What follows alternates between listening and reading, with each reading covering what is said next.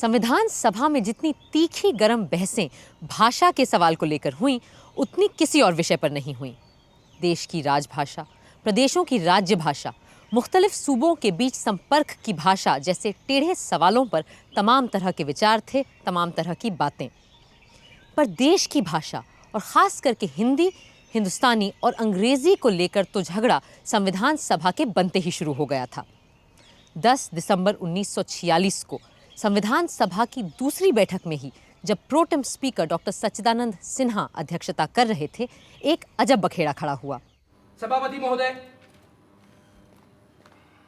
महोदय, मैं चाहता हूं कि संशोधन में क्या मैं माननीय सदस्य से ये पूछ सकता हूं कि क्या वो अंग्रेजी नहीं जानते? मैं अंग्रेजी जानता हूं, मगर हिंदुस्तानी में बोलना चाहता हूं।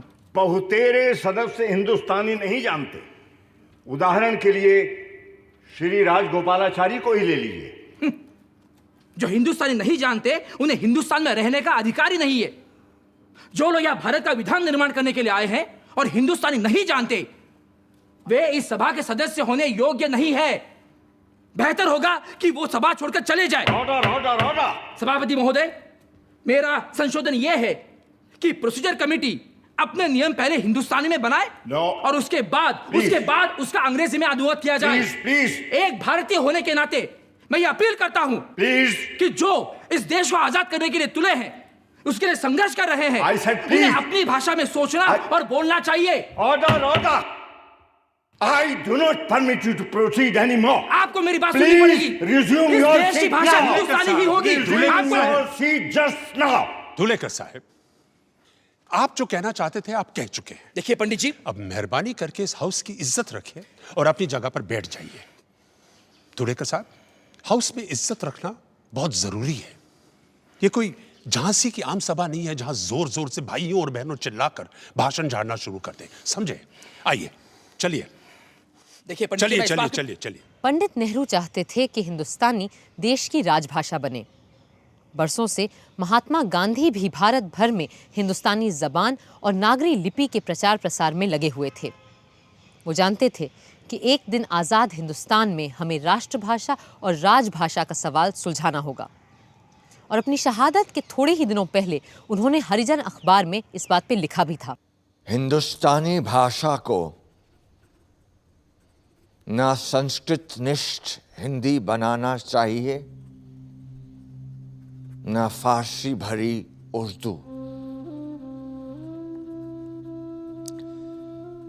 इसे तो दोनों का एक मीठा सा मिश्रण होना चाहिए।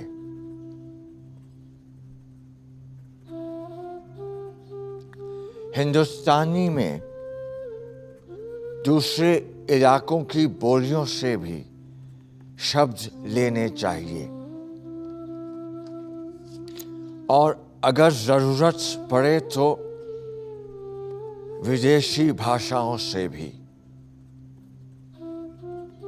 हाँ, अगर वो लफ्ज आसानी से राष्ट्रभाषा में घुल मिल सकें तो।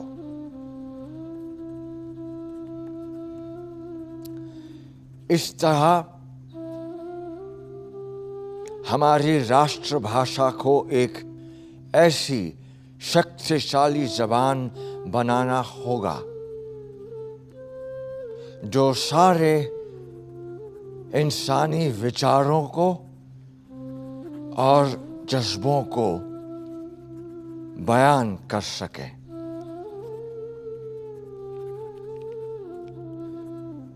सिर्फ हिंदी तक या उर्दू तक अपने आप को सीमित रखना तो देश की अक्ल और आत्मा के साथ अपराध होगा।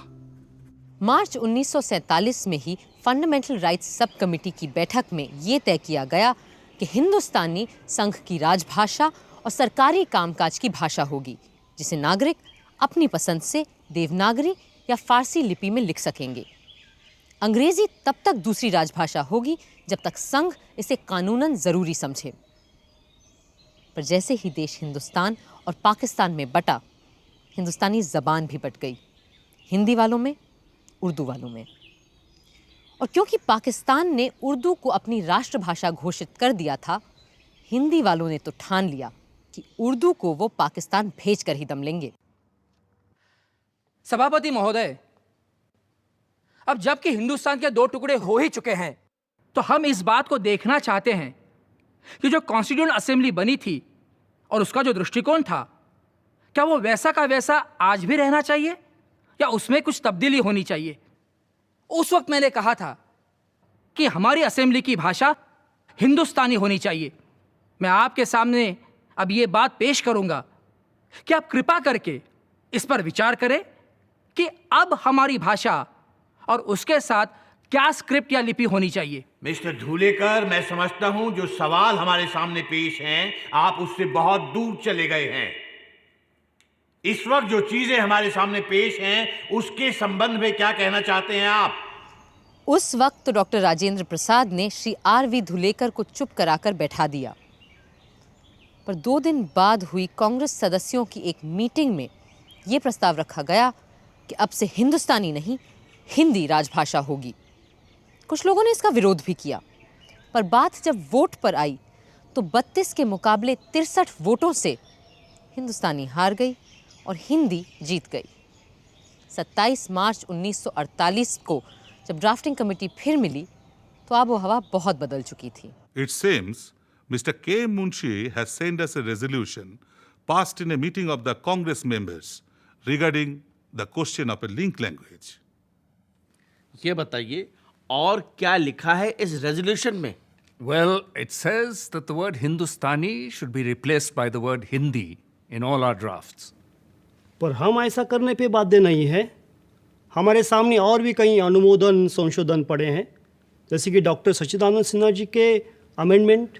In my legal opinion, the amendments moved by Dr. Sachidanand Sinha, Seth Govind Das, and Mr. Thakurdas Bhargav involve matters of policy, and we must therefore refer them to the Constituent Assembly. But the resolution sent by Mr. Munshi is a matter of procedure, and this committee can take a decision about that. और आपका क्या कहना है doctor Ambedkar?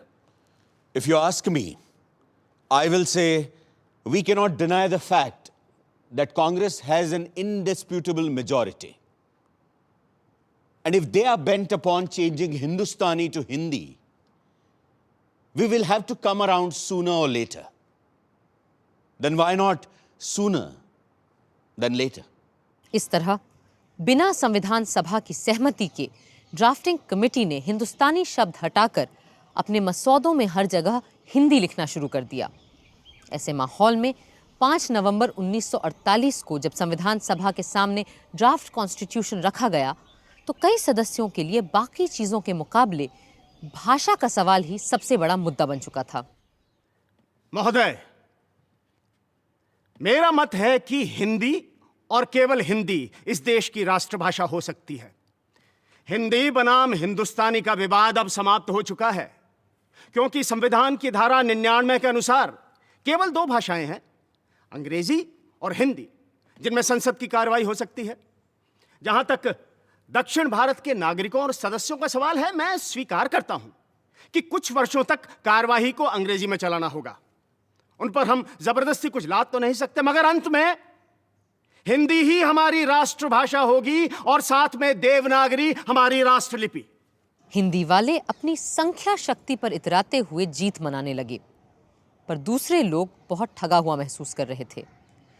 कुछ ने तो भाषा के सवाल पर देश के टूट जाने की भी बात कर डाली। I would, sir, convey a warning on behalf of the people of South India, because there are already elements there who want separation, and it is up to us to firmly try and keep those elements down. And my friends in UP, do not help in any way by repeatedly flogging their idea of Hindi imperialism. Sir, it's up to my friends in UP to have an undivided, unbroken whole India, or it's up to them to have only a Hindi India. दक्षिण ही नहीं, बंगाल के लोग भी उसी तरह आहत थे। The protagonists of Hindi, in their enthusiasm, have gone too far. It is no use repeating ad nauseum the new dictum that independence will be meaningless if we do not all start talking in Hindi or conducting official business in Hindi from tomorrow. It is not only ridiculous, but also totally absurd. और पंजाब वाले भी अपनी जबान को लेकर चिंतित थे। जब तक ये सवाल इस शक्ल में मेरे सामने नहीं आया था, मैं हिंदी और हिंदुस्तानी में कोई फर्क नहीं समझता था। इस सिलसिले में मुझे अपना ही पंजाबी का एक शेर याद आता है, चंगा है सी अनजानिया, सपना पई जब जानिया। यानी जब तक नहीं पता था तब तक ठीक था, जानते ही झंझट में पड़ गया। जबान के मुतालिक में मैं ये कहना चाहता हूं कि ये जो आइन है, मैंने इसका उर्दू तर्जुमा देखा है और हिंदी के तर्जुमे के बारे में जो हिंदी के हामी हैं, उन दोस्तों से बातें की हैं, वो भी हिंदी के तर्जुमे से मुझे इसका मतलब नहीं समझा सके। खुद पंडित नेहरू ने जब डॉक्टर रघुवीरा का किया कॉन्स्टिट्यूशन का हिंदी अनुवाद पढ़ा तो डॉक्टर राजेंद्र प्रसाद से कहा, सच बात तो ये है कि इस ट्रांसलेशन का एक लफ्ज भी मेरे पल्ले नहीं पड़ा है। पर फिर भी हिंदी के उग्रपंथी हर मौके पर हिंदी हिंदी करने से बाज ही नहीं आ रहे थे। 30 जुलाई 1948 को सभा में जब बात लोकसभा और राज्यसभा के कर्मचारियों के सर्विस कंडीशंस पे चल रही थी, सेठ गोविंद दास अचानक हिंदी को लेकर खड़े हुए। सभापति जी, इससे पहले कि हम आगे बढ़ें, मैं एक बात की ओर आपका ध्यान आकर्षित करना चाहता हूं। जब से हम लोग यहां आए हैं, तब से राष्ट्रभाषा के संबंध में तरह तरह की बातें सुन रहे हैं। कहा जा रहा है कि राष्ट्रभाषा का सवाल पार्लियामेंट के ऊपर छोड़ दिया जाएगा। मैं चाहता हूं कि आप इन अफवाहों का खंडन करें। Sir, to spring such a subject upon the audience all of a sudden is against all order and procedure. Hindi वालों का हमला जारी था। एक सन्यासिन ने तो हिंदी को राष्ट्रभाषा बनाने और हिंदुस्तान का नाम भारत रखने के लिए आमरण अनशन तक कर डाला। जब पंडित नेहरू ने जाकर समझाया, तब उसने अपनी भूख हड़ताल तोड़ी, पर साथ ही ये बयान भी दे दिया कि प्रधानमंत्री जी ने मेरी सारी मांगें मान ली हैं। ऐसे हालात में एक विशेष कमेटी बनाई गई और श्री के.एम. मुंशी और श्री गोपाल स्वामी अयंगार को कोई ऐसा फॉर्मूला इजाद करने का काम दिया गया जिससे भाषा के सवाल पर सब संतुष्ट हो सकें। इस बात से भी कई लोग चिढ़ गए थे कि इस कमेटी में हिंदी वाले क्यों नहीं हैं।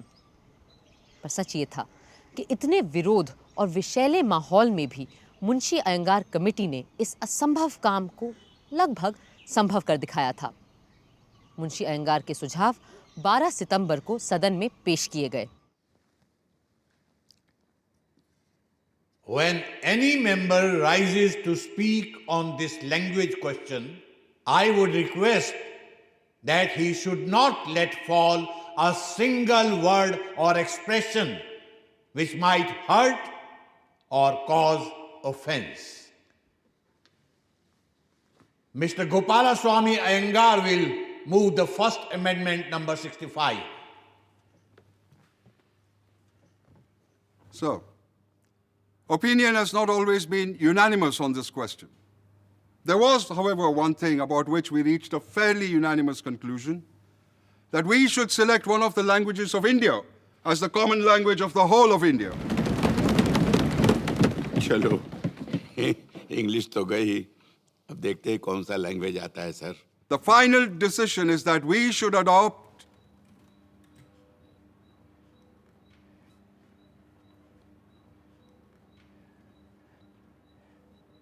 Hindi as the language for all official purposes of the Union under the Constitution. The subsidiary decisions were that we had to keep English going for a period of 15 years until Hindi could establish for itself a position in which English stands today. No. So, I move that the official language of the Union shall be Hindi in the Devanagari script, and the form of numbers shall be the international form of Indian numerals. So, the whole world, with one or two exceptions, have adopted the international form of the Indian numerals. It is but right that we should keep in step with the whole world, or it should really be the other way.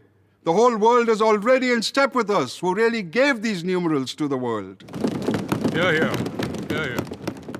Now, sir, a few words regarding the language of the courts.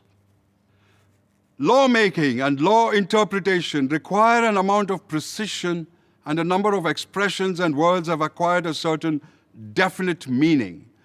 And until we reach that stage in regard to the Hindi language, and I do not think at present Hindi language is anywhere near it, my own feeling is that English language will last in forms of bills and laws and interpretation of such laws, but not for much longer than 15 years.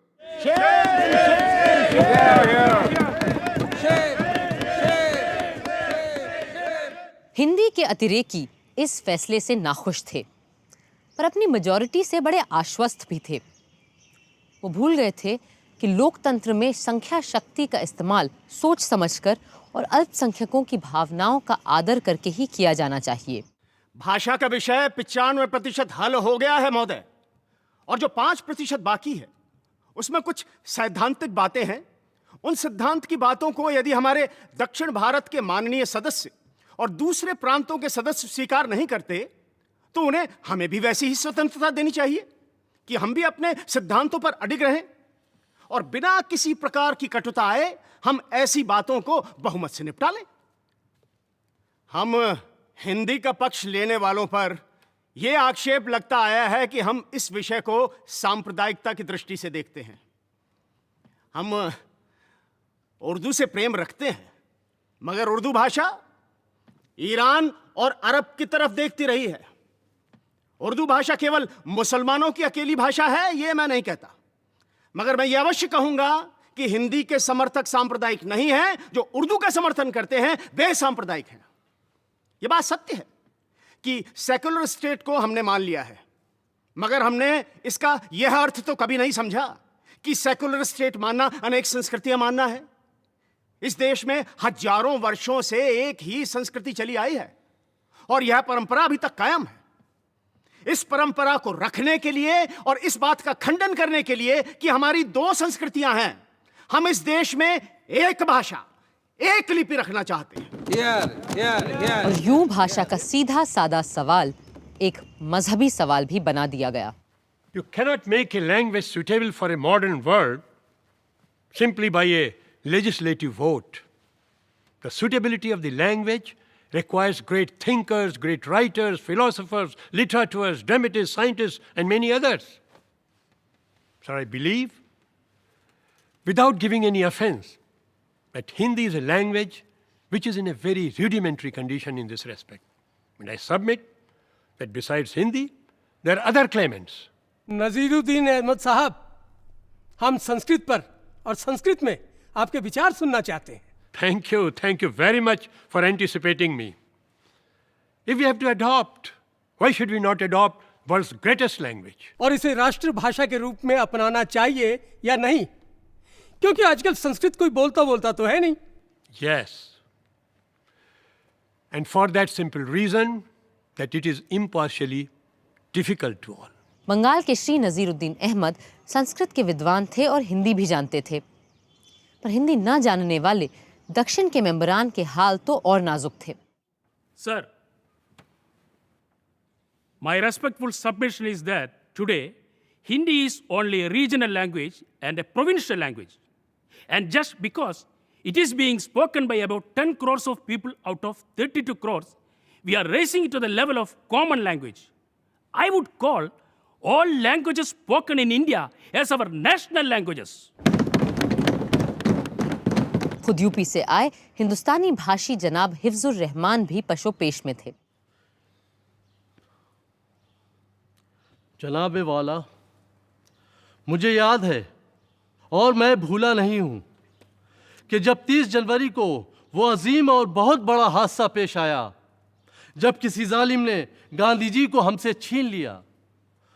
उस हादसे से तकरीबन 3 रोज पहले गांधी जी से Birla house में मेरी बात हुई थी।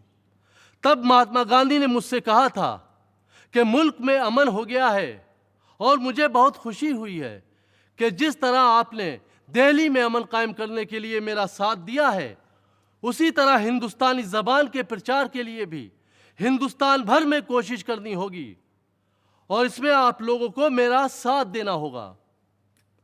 उस वक्त मैंने उनसे कहा था, हम आपके साथ हैं। लेकिन आज यहां पर हिंदी को उसी हिंदुस्तानी की जगह रखा जा रहा है और गांधी जी के और कांग्रेस के 30 साल तारीख के खिलाफ गलत कदम उठाया जा रहा है। ये मालूम हुआ है कि हिंदी का मतलब उस जबान से है जो संस्कृताइज्ड हो, जिसमें उर्दू, अरबी, फारसी के अल्फाजों की जगह नए अल्फाज लाए जाएं। मेरे भाई सेठ गोविंद दास जी ने कहा कि उर्दू से उन्हें बहुत प्रेम है, लेकिन उर्दू मुसलमानों की जबान है। श्रीमान, मैंने ये कभी नहीं कहा कि उर्दू मुसलमानों की भाषा है। एक खास फिरके की जबान मानकर ही आपने एतराज किया था। इससे तो बाहर की चीजें ही जाहिर होती हैं। मैं गुजारिश करूंगा कि उर्दू को मुसलमान ना ईरान से लेकर आए, ना स्पेन से और ना अरब से, बल्कि उर्दू हिंदू मुस्लिम की बोलचाल बाजारों, मकानों और गली कूचों से वजूद में आई। क्या आप नहीं जानते कि हाल ही के मजहबी शायर मोहसिन काकोरी ने पैगम्बर इस्लाम सल्लल्लाहु अलैहि वसल्लम की तारीफ की है। वो कहते हैं, सिमत काशी से चला है जानिबे मथुरा बादल, बर्क़ के कांधे पे लाई है सबा गंगा जल, खबर उड़ती हुई आई है जहां में ये अभी के चले आते हैं तीरथ को हवा पर बादल।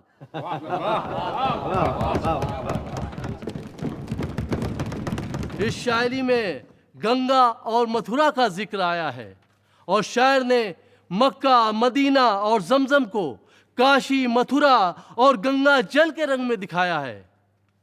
इसलिए महात्मा जी ने ठीक फरमाया था कि अगर यूनियन की कोई आम जबान बन सकती है जो तमाम मुल्क में बोली और समझी जा सके, तो वो हिंदुस्तानी ही है।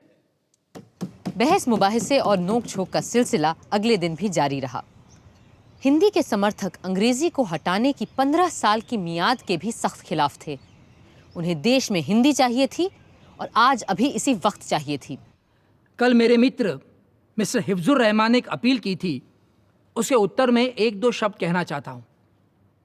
महात्मा गांधी का नाम लेकर उन्होंने अपील की थी कि हम हिंदुस्तानी को राजभाषा बनाएं और उसे फारसी और देवनागरी लिपियों में लिखें। महात्मा गांधी का नाम लेकर मैं पूछता हूँ, पृथक निर्वाचन क्षेत्रों को भी क्यों न स्थापित किया जाए? मैं ये कहता हूँ कि कुछ हजार मुसलमानों के अतिरिक्त जो इस देश के सपूत हैं और जो अब भी हमारे साथ हैं, अन्य सभी मुसलमान हमारे साथ नहीं रहे। वे इस देश को अपना देश नहीं मानते थे। इसी कारण वे पृथक होना चाहते थे। मैं ये कहता हूं कि मैंने कल जो सुना वो सांप्रदायिक आधार को मानकर कहा गया था। मौलाना आजाद और किदवाई साहब समान हमारे कुछ मित्रों को छोड़कर हम हाउ दिस इज रेलेवेंट, इसका तुक क्या है? ऑनरेबल मेंबर, अब अगर अपनी बात खत्म कर दें तो ज्यादा बेहतर होगा। आपने बहुत अनाप शनाप बातें की हैं और हाउस अब आपको और सुनने के मूड में नहीं है। इन्हीं शब्दों के साथ मैं अपने संशोधनों को प्रस्तुत करता हूं कि देवनागरी लिपि तथा हिंदी अंकों के साथ हिंदी भाषा को सीधे सीधे स्वीकार किया जाए, क्योंकि कोई भी और भाषा भारत की राजभाषा हो ही नहीं सकती। Sir, before this unfortunate controversy was precipitated, I took it as axiomatic that Hindi would be accepted as the national language of this country. At that time, I would have accepted Hindi in the Devanagari script as our national language. But today, I have moved away from that. I say with no offense, those friends who have been ardent, if not fanatical supporters of Hindi, have done Hindi a greater disservice than others by their intransigence. By their intolerance, they have created an attitude of resistance to something which should have been naturally accepted as our national language. I have given this amendment of Hindi in the Roman script because I feel, looking at it objectively, looking at it with the greater interests of the country, we must accept the Roman script. But as I say, it will require courage and vision. It will require a need to resist reactionary sentiments and forces.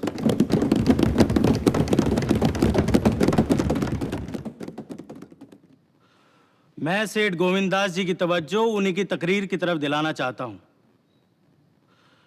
सन 1945 की budget speech में इन्होंने ये कहा था कि मुझे बड़ा अफसोस है कि मैं अपनी तकरीर हिंदुस्तानी में नहीं कर सकता। सन 1945 में इनकी ज़बान हिंदुस्तानी थी, जो आज देवनागरी रस्मुल खत में हिंदी हो गई। इसका कोई जवाब है इनके पास? इसकी वजह यह है कि 1947 के पार्टीशन के बाद पाकिस्तान ने अपनी नेशनल ज़बान उर्दू होने का ऐलान किया। मैं हिंदी के खिलाफ नहीं हूं, लेकिन जब यहां की ज़बान हिंदुस्तानी है तो उर्दू के बारे में इतनी नफरत क्यों जाहिर की जाती है? अपनी मेजॉरिटी के जरिए आप इसको एकदम खत्म और बंद क्यों कर देना चाहते हैं? ये कौन कहता है? ये रेजोल्यूशन कहता है। तू मैं सिर्फ भाषा को लेकर ही नहीं थी। संख्याओं के 9 चिन्ह यानी 1, 2, 3, 4, 5, 6, 7, 8, 9 भी संविधान सभा में एक लंबी बहस का बायस बन गए थे। कुल 9 चिन्हों के सवाल पे ऐसा लगने लगा कि देश के 9 टुकड़े न हो जाएं। A new dispute regarding numerals has also cropped up. And the issue is whether the numeral should be of international form or Devanagari form. Crores of our South Indian friends are insisting that they will not yield on this point. Sir, those whose mother tongue is Hindi will only learn Hindi. But we in the South, we have got to study not only Hindi, but also our own mother tongue. You in the North will have to realize what sacrifice we are making.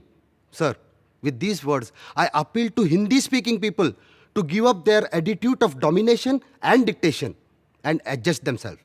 Doctor Shyama Prasad Mukherjee केवल बंगाल ही नहीं पूरे देश के बड़े नेता और विद्वान थे, और उनका भी कहना था कि किसी एक भाषा को दूसरी जबानों के ऊपर तरजीह नहीं दी जा सकती। Some of my friends spoke eloquently that a day might come when all of India shall have one language and one language only. Frankly speaking, I do not share that view. If it is claimed by anyone that by passing an article in the Constitution of India, one language is going to be accepted by all by a process of coercion, I say, sir, that will not be possible to achieve. Unity and diversity is India's keynote and must be achieved by a process of understanding and consent. You will not call it provincial if I say that I am proud of my own language. It is a language that has been enriched by many noble writers for centuries past. It is the language of Vande Mataram, the language of our national poet, Rabindranath Tagore. It is the language of India. That is your language.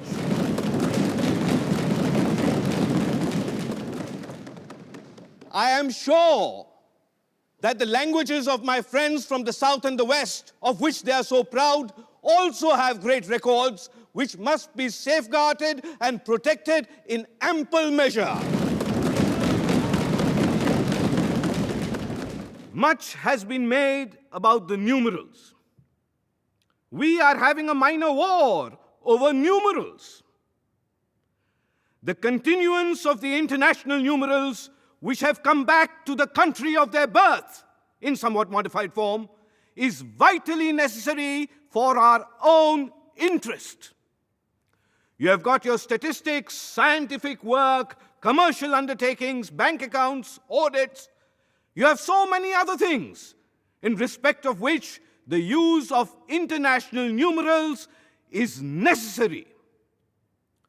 All that we have recommended is the acceptance of a formula which we feel is fair and just to all. गैर हिंदी भाषी लोग सिर्फ इतनी मांग कर रहे थे कि संख्याओं को अंतर्राष्ट्रीय ढंग से लिखने की छूट दे दी जाए, पर कुछ लोग इतनी छूट देने के लिए भी तैयार नहीं थे। What is all this nonsense about Hindi numerals, I say? May I tell you, sir, that these international numerals are older than the numerals you so fondly hug today? Question. There is no question of questioning that. It is a fact. It is not a matter of fact. You may say what you like. I have my own opinion. Your opinion is not what matters, Dr. Subrayan. It is a fact and not an opinion. Yours is an opinion with which you want to change the fact. It has been said so in Encyclopedia Britannica. I will read it, Mr. Sharma, for your edification. Say it for your enlightenment. I am enlightened enough. 1, 4, and 6 are found in the Ashoka inscriptions of the 3rd century BC, long before your numerals were thought of. 2, 4, 6, 7, 9 appeared in the Nanagarh inscriptions a century later. Is Nanagarh situated in Europe?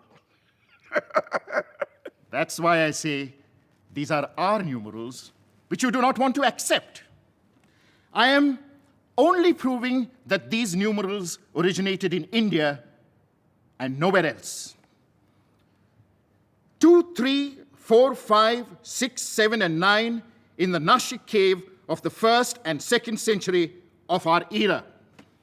Have you seen these caves in Nashik? I am not going to enter into an argument. We from the South, wanting a national language, wanting to be in tune with all of you from north of India, agreed to swallow 95% of what you wanted. And yet, you want the balance 5% also? Because we believe in the Tamil proverb, a hare has 3 legs.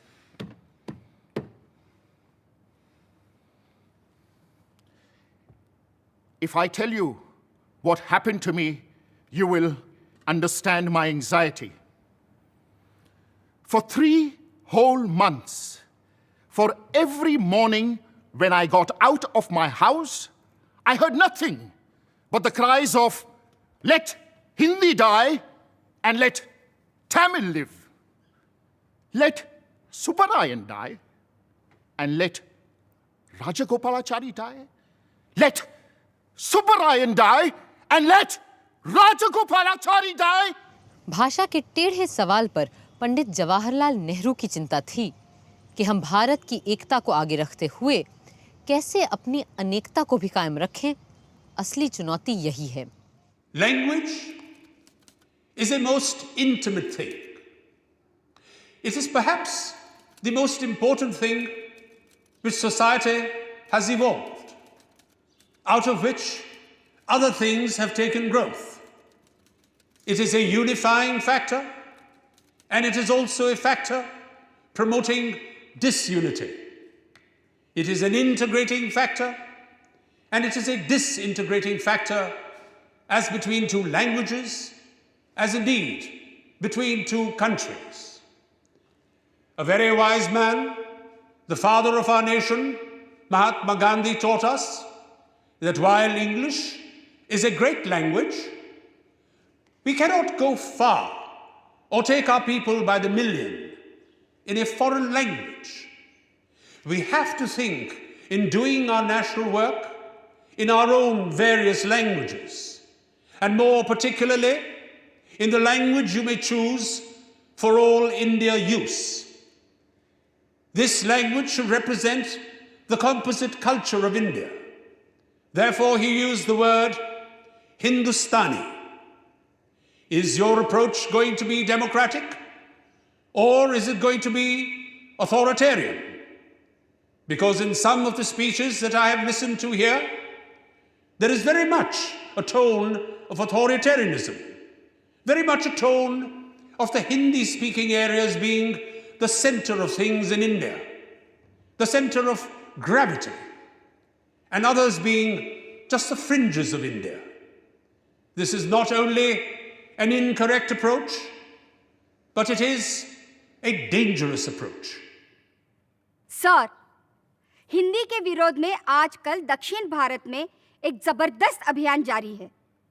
Mahatma Gandhi के कहने पे हम सब ने पूरे जोश में दक्षिण भारत में हिंदी का प्रचार किया, परंतु इस सब का नतीजा क्या निकला? सर, हिंदी के हक में जो प्रोपेगेंडा ऊंची आवाज में हो रहा है, वो इतना अति और भ्रष्ट हो चुका है कि उसके कारण मुझ जैसे लोग जो हिंदी जानते भी है और हिंदी के पक्ष में भी है, अब हिंदी के विरोध में जा रहे हैं। सर, इनका कहना है कि जब तक इस देश में एक भाषा नहीं लागू की जाएगी, तब तक न यहाँ एकता होगी न एक संस्कृति। मैं आपको यहाँ आगाह कर देना चाहता हूँ कि ये एक भाषा एक संस्कृति का नारा बड़ा ही खतरनाक नारा है। राष्ट्रीय स्वयंसेवक संघ के सरसंघ चालक भी एक देश एक संस्कृति की दुहाई देते हैं, मगर महोदय, आज इस बात का अर्थ सिर्फ इतना है कि बहुत से लोगों पर केवल कुछ लोगों की मर्जी का वर्चस्व चलेगा। मुझे लगता है कि मेरे मित्र ख्याली दुश्मनों के वार के खिलाफ तलवार भांज रहे हैं। Sir, the directive says to promote Hindi as a medium of expression for all the elements of composite culture of India, not the present high-flown Sanskritized Hindi, which is understood by Pandits only. As far as international numerals are concerned, let no member feel that he is giving something and we are accepting something. We are not beggars in this house. ये किसने कहा? मेरी honourable member से दरख्वास्त है कि वो अपने गुस्से पर काबू रखें। महोदय, मुझे इस आरोप पे सख्त आपत्ति है और ये लांछन पूरी तरह से फर्जी है। श्री शंकर राव देव अपने आप ही पहले तो दानव खड़े कर रहे हैं और फिर आप ही उन पर तलवार चला रहे हैं। फिर भी ये कोई वजह नहीं हुई। If it is so imaginary and if it does not touch him, why is he so angry? The very fact that he is angry and he has lost his temper shows that whatever I have said touches him to the quick. हर जबान का अपना मसला था, अपने डर थे, अपनी समस्याएं थीं। बंटवारे के बाद सूबा पंजाब और पंजाबी जबान की भी अपनी मुश्किलें थीं। Sir, I am one of those who have withdrawn their support from Hindi in Devanagari script simply because of the fanaticism and intolerance of those who support it. If it is left to the states, I am talking of the Punjab particularly, to choose any language, the danger is that the majority of a section of our people who deny that Punjabi is their mother tongue might adopt Hindi, which is not their main language, as the official language of the state. My fear is that Punjabi would not have its own status if it is left to the state legislature. When the Sikh community wanted that the Punjabi language might be considered as the official language of Punjab, the result was that the Hindus said it was no language at all. It was only a dialect of the Hindi language. That surprised me most, because in 1932, the Punjab University had appointed a commission, and that had made a clear report that it was one of the richest languages of this country. Thank you. छोटे छोटे अल्पसंख्यक समुदायों की भाषाओं के अपने दावे थे, जैसे कि आदिवासियों की भाषाएं। Mr. President, sir, I feel that I would not be discharging my duties properly if I didn't plead to the House that in Schedule 7A, some of the Adivasi languages, which are spoken not just by a few, but literally by millions, should also be included.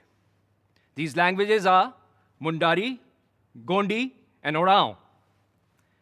Sir, all I plead to this House is simply this, that the languages spoken by the most ancient people living in this country should find a place of honor in the schedule. भाषा के सवाल पे शायद सबसे उम्दा भाषण मौलाना अबुल कलाम आज़ाद का था। वो न सिर्फ पाए के विचारक, अदीब, भाषाविद थे, बल्कि शिक्षा मंत्री होने के नाते भाषा पे जो भी फैसला होता उसे लागू करना उन्हीं की जिम्मेदारी थी।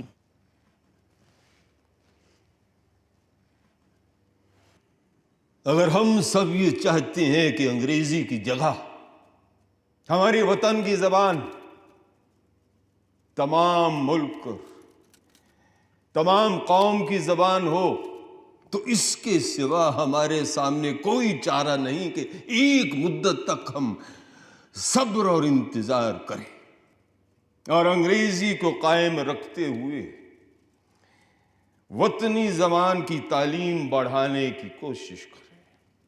अब एक मुल्क या कौम की जिंदगी में 15 बरस की मुद्दत कौन सी बड़ी मुद्दत हुई, ये तो 15 दिन से भी ज्यादा नहीं।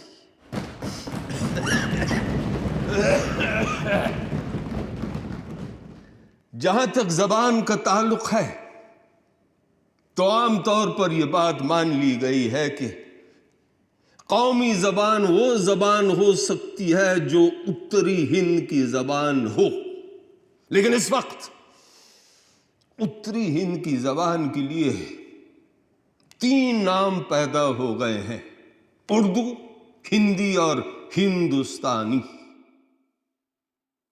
हिंदुस्तानी अपने वसी दामन में उत्तरी हिंद की जबान के तमाम रंग और रूप ले सकती है। उसमें हिंदी भी आ सकती है, उसमें उर्दू भी आ सकती है और इसके सिवा एक नए फैलाव की गुंजाइश भी रह जाती है। हिंदुस्तानी किसी भी अंसर को खारिज नहीं करती, बल्कि हर चीज को अपने अंदर समेट लेती है। इल्मी जबानें इस तरह नहीं बना करती जिस तरह बनावटी उसूलों और पाबंदियों के जरिए एक चीज बनाई जाती है। जबानें बनाई नहीं जाती, जबानें खुद ब खुद बनने लगती हैं। जबानें ढाली नहीं जा सकती, बल्कि खुद ब खुद ढलने लगती हैं। आप लोग जबानों पर बनावटी उसूलों और पाबंदियों के कुफ्र लगा सकते हैं, लेकिन लगाने से कोई फायदा नहीं होगा, क्योंकि वो ताले वो कुफ्र लगेंगे नहीं, बल्कि खुद ब खुद खुलकर नीचे गिर पड़ेंगे। जबान का कानून आप सबकी पकड़ से बाहर है। हर चीज के लिए कानून बनाया जा सकता है, लेकिन जबानों की कुदरती चाल के लिए कोई भी कानून साजी नहीं की जा सकती है। जबानें खुद ब खुद अपने लिए एक रास्ता इख्तियार कर लेती हैं और फिर उसी रास्ते पर चलते चलते अपनी मंजिले मकसूद तक पहुंच सकती है। खुद गांधी जी का और कांग्रेस पार्टी का इसी राय पर अमल रहा, और जब कॉन्स्टिट्यूशन के सिलसिले में यह बात कांग्रेस पार्टी के सामने आई तो मैंने कुदरती तौर पर इसी राय पर जोर दिया। मुझे तवक्को थी कि कम से कम कांग्रेस के पुराने साथी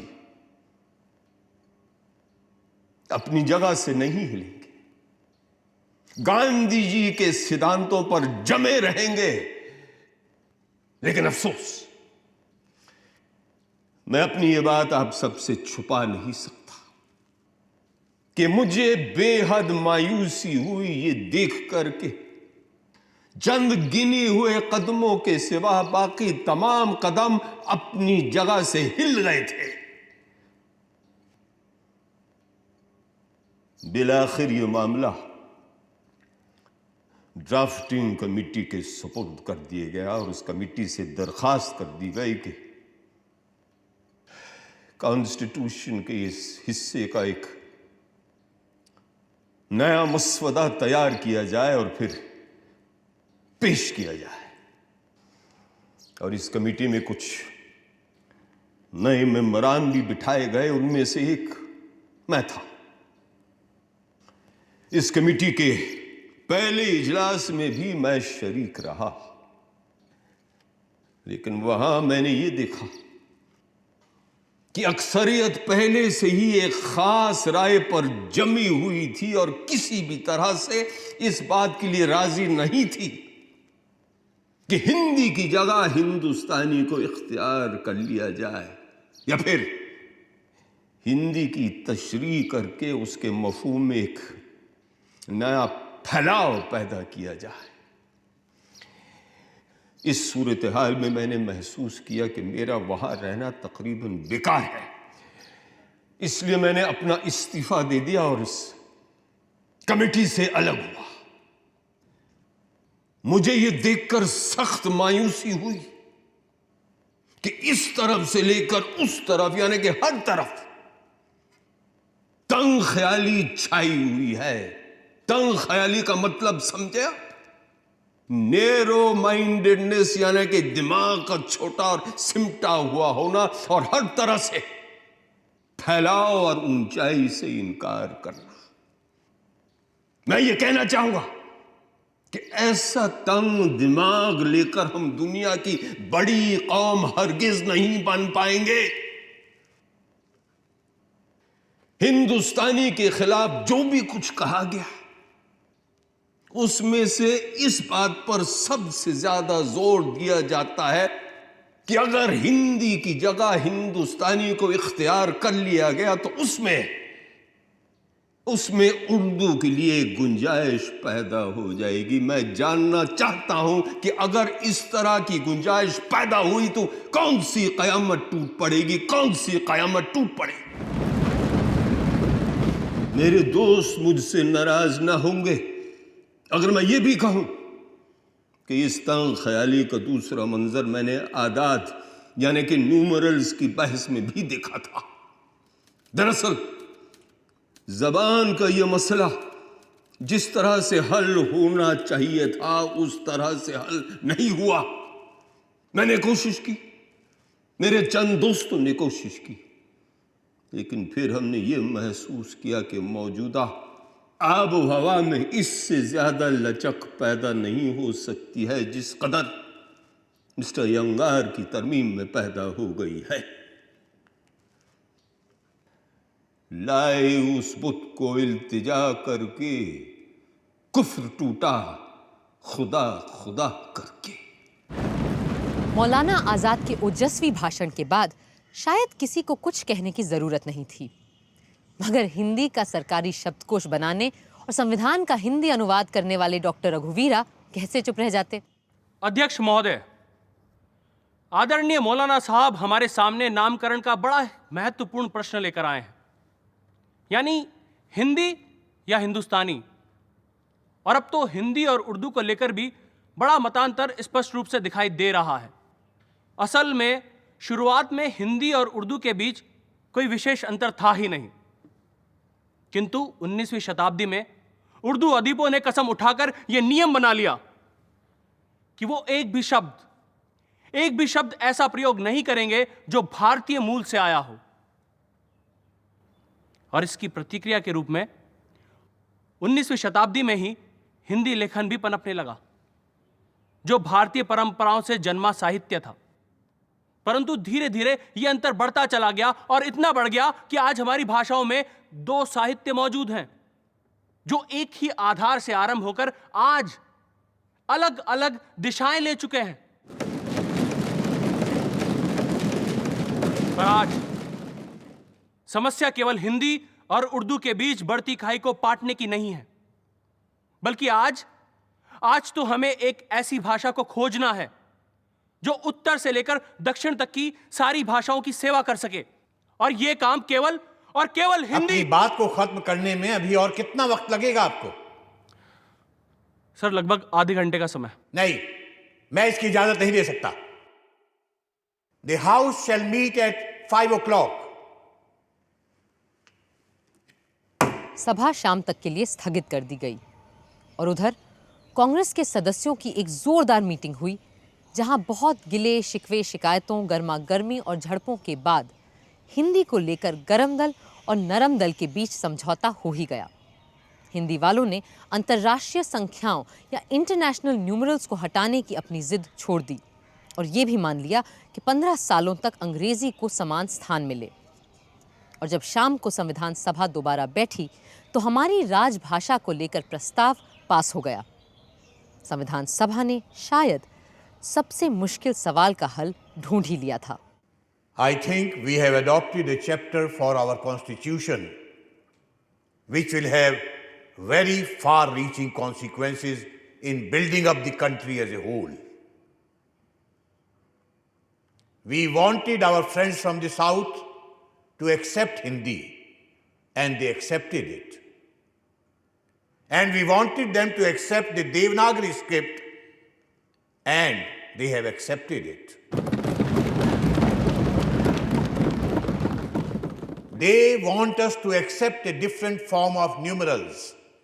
And why should there be any difficulty in accepting it? We have done the wisest thing possible. And I'm glad, I'm happy, and I hope posterity will bless us for this.